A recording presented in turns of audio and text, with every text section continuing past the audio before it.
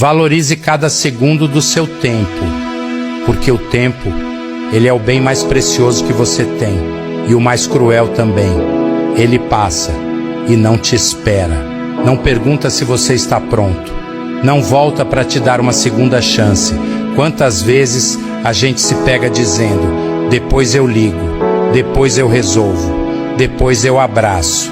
Mas o depois, ele nem sempre chega. E quando chega, às vezes já é tarde demais.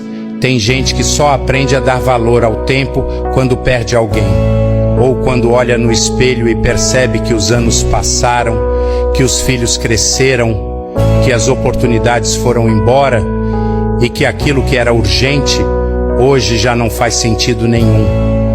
Você já parou para pensar em quantos momentos lindos da sua vida foram desperdiçados com raiva, mágoa, orgulho ou distração?